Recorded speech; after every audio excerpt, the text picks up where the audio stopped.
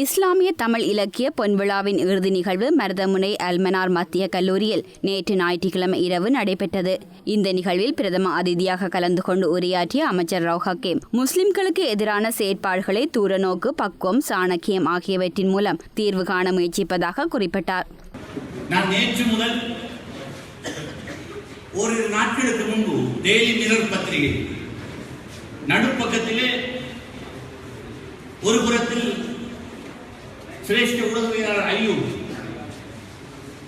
ஸ்ரீலங்கா முஸ்லிம் காங்கிரஸ் உடைய இந்த நாட்டின் மத தீவிரவாதத்துக்கு எதிரான போராட்டம் குறித்த ஒரு பெரிய கட்டுரை எழுதினார்.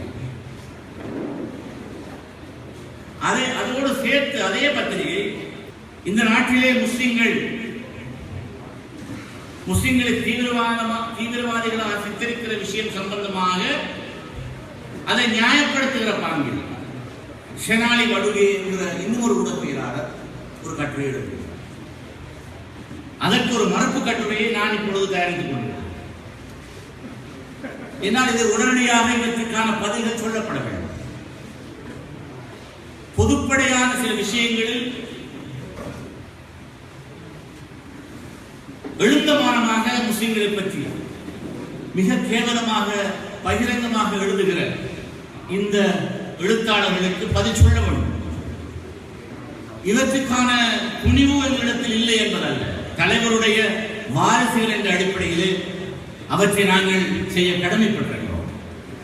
இது சம்பந்தமாக ஜனாதிபதி முன்னிலையில் இந்த நாட்டின் உளவுத்துறையினர் முழுமையாக நடக்கிற சம்பவங்கள், இதுக்கு பின்னாலே இருக்கிற குழுக்கள், அவர்களை இயக்குபவர்கள் யார், அவர்கள் கொடுத்த ஊகங்கள் என்ன, பின்புலம் என்ன என்பதை பற்றி ஒரு பெரிய விளக்கத்தை எல்லா கட்சி தலைவர்களையும் பிரதம மந்திரியையும் வைத்து ஒரு சில நாட்களுக்கு முன்பு தந்த போது எங்களுடைய கருத்துக்களை மிக வெளிப்படையாக நாங்கள் அதிலே கதைத்தோம். ஆனால் சில விஷயங்களை வெளிப்படையாக கதைக்கின்ற பொழுது எம்மவர்களே எங்களோடு சண்டைக்கு வருவார்கள்.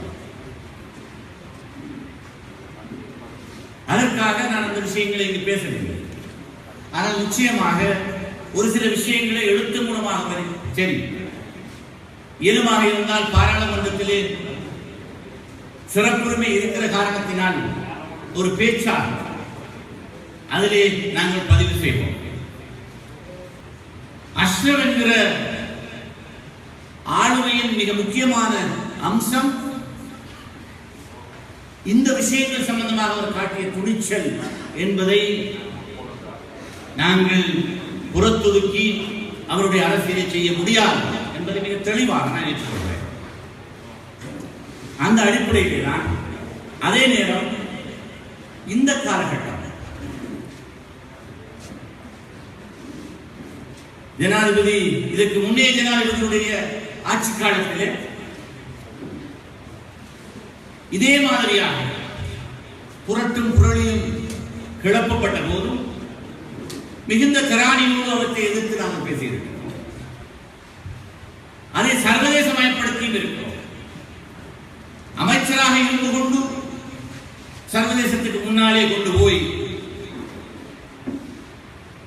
ஜெனீவா பிரேரணையே மாற்றி வைக்கிற முயற்சியையும் நாங்கள் செய்து வெற்றி கண்டிருக்கிறோம். அந்த அடிப்படையிலே தான் இன்று சில மாற்றங்களாவது நடந்து கொண்டிருக்கின்றன. அதற்காக இந்த பூதங்கள் எல்லாம் திரும்பி போய் பதுங்குகளுக்குள் போய்விடும் என்று நாம் எதிர்பார்க்க முடியாது. எங்களுடைய சகித்துக் கொள்ள முடியாமல் அதற்கு இன்னும் பல மடங்கு கூடுதலான பாய்ச்சல்களை செய்கிற ஒரு யுகத்திலே நாங்கள் வாழ்கிறோம். அந்த புரிதலோடு தான் இந்த விஷயங்கள் அணுகப்பட வேண்டும் என்பதை மிக தெளிவாக, அதற்காகத்தான் ஒரு சாணக்கியமும் பக்குவமும் தூரநோக்கும் விரிவான கலந்துரையாடல் எம்மவர்களுக்குள்ளே ஒற்றுமையும் அவசியமாகும். இதற்கான அந்த வழிகாட்டலை எங்களுடைய ஆன்மீக தலைமைகள் ஜமியத்துல் உலமா என்ற போர்வையிலும் புத்துஜீவிகள் பலவிதமான அமைப்புகள் என்ற அடிப்படையிலும் ஒரு சேர அரசியல் தலைமைகளை இணைத்து கதைத்து இந்த விஷயங்கள் சம்பந்தமான காத்திரமான நடவடிக்கைகள் முன்னெடுக்கப்படுகின்றன. அன்றெல்லாம் அஸ்ரம் என்கிற தனிமனிதருடைய நடவடிக்கைகள் என்பது அவருக்கு எதிரான ஒரு காழ்ப்புணர்ச்சியின் பாற்பட்ட விஷயமாகவும் இருந்தது.